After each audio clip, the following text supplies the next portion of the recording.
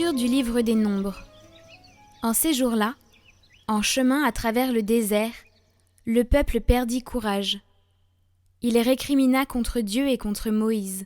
« Pourquoi nous avoir fait monter d'Égypte? Était-ce pour nous faire mourir dans le désert où il n'y a ni pain ni eau? Nous sommes dégoûtés de cette nourriture misérable. » Alors le Seigneur envoya contre le peuple des serpents à la morsure brûlante, et beaucoup en moururent dans le peuple d'Israël. Le peuple vint vers Moïse et dit : « Nous avons péché en récriminant contre le Seigneur et contre toi. Intercède auprès du Seigneur pour qu'il éloigne de nous les serpents. » Moïse intercéda pour le peuple, et le Seigneur dit à Moïse : « Fais-toi un serpent brûlant, et dresse-le au sommet d'un mât. Tous ceux qui auront été mordus, qu'ils le regardent, alors ils vivront. » Moïse fit un serpent de bronze et le dressa au sommet du mât. Quand un homme était mordu par un serpent, et qu'il regardait vers le serpent de bronze, il restait en vie.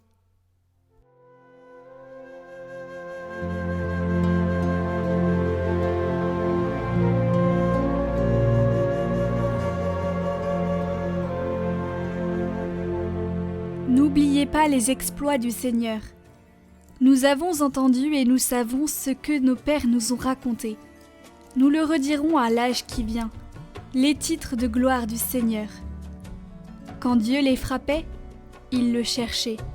Ils revenaient et se tournaient vers lui. Ils se souvenaient que Dieu est leur rocher, et le Dieu Très-Haut leur Rédempteur. Mais de leur bouche ils le trompaient, de leur langue ils lui mentaient. Leur cœur n'était pas constant envers lui, ils n'étaient pas fidèles à son alliance. Et lui, miséricordieux, au lieu de détruire, il pardonnait. Il se rappelait, ils ne sont que chair, un souffle qui s'en va sans retour.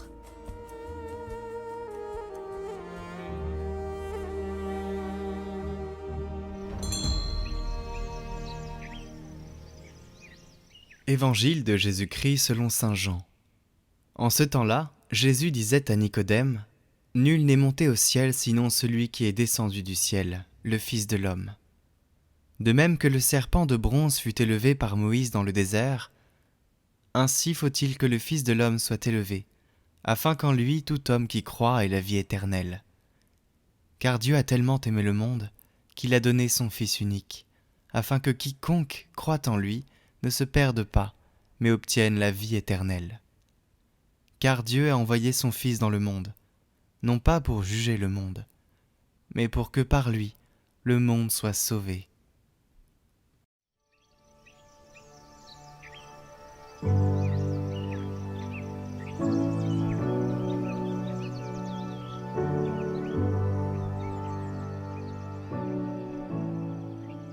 Le 14 septembre, l'Église célèbre la fête de l'exaltation de la Sainte Croix.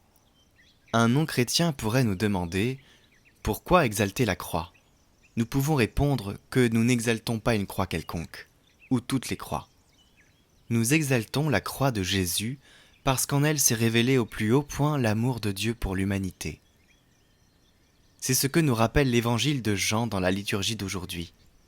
Dieu a tant aimé le monde qu'il a donné son Fils unique.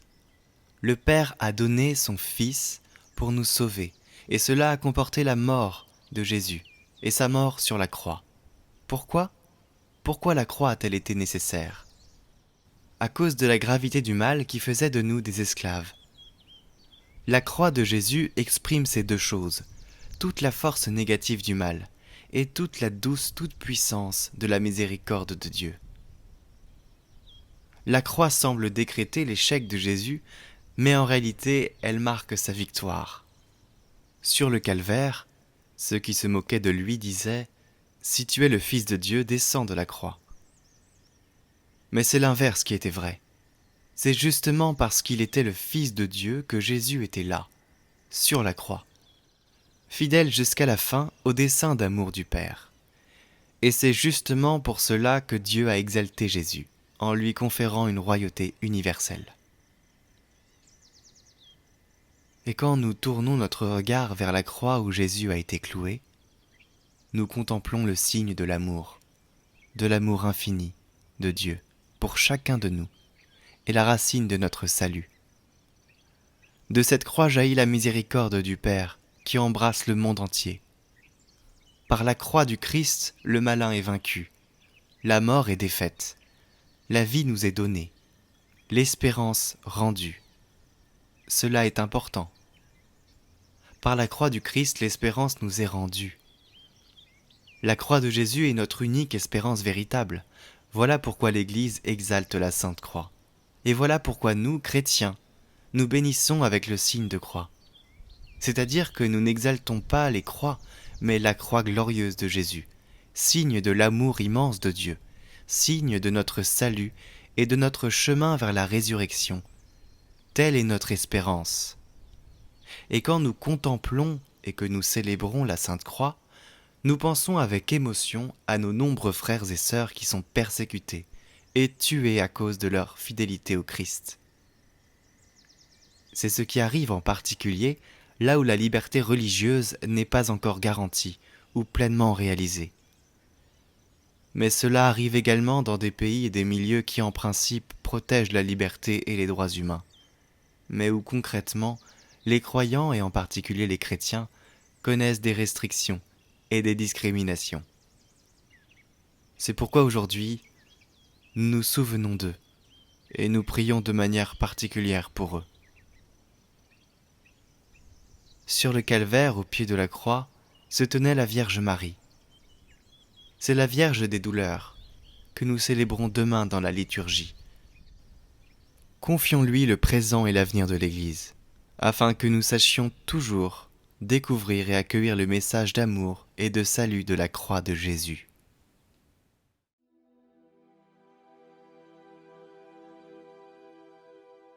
Quand on s'est mis devant le Christ en croix et qu'on se voit pécheur jusqu'au fond de l'être, qu'on se sait pardonner par le plus grand amour, on peut affronter le malheur du monde.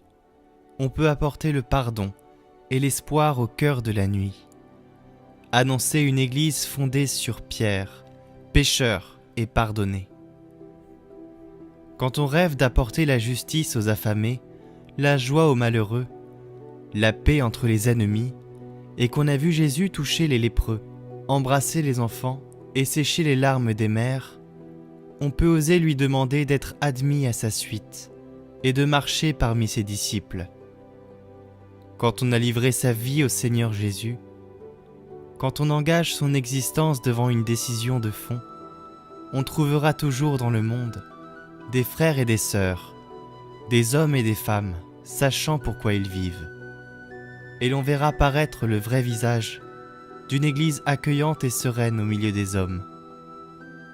Quand on a entendu les cris de détresse de la terre et qu'on sent germer l'espoir aux quatre vents du monde, on cherche à rejoindre le cœur de l'univers, le centre mystérieux de l'humanité, et l'on va se mettre au service de l'Église et du pape pour mieux entendre ses appels. Quand on est lié par le cœur avec nos frères qui souffrent, on n'a plus peur de rester inutile dans un monde rétréci de tous horizons. Dieu saura nous appeler. Amen.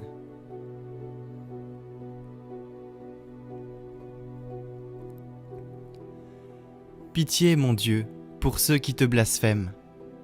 Pardonne-leur, ils ne savent pas ce qu'ils font. Pitié, mon Dieu, pour le scandale du monde.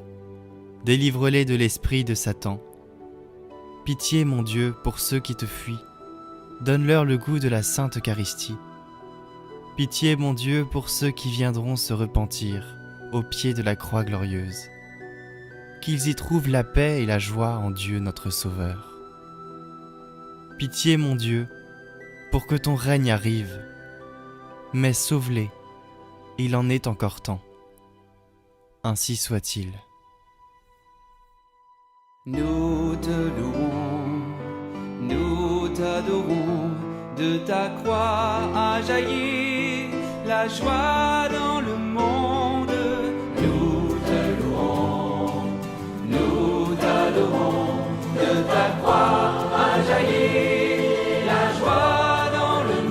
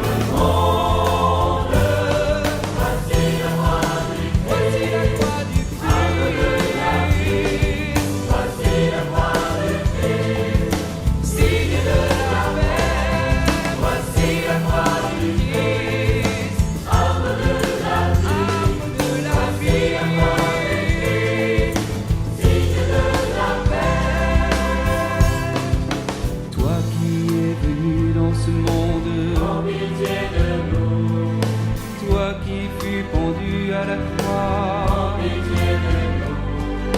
Toi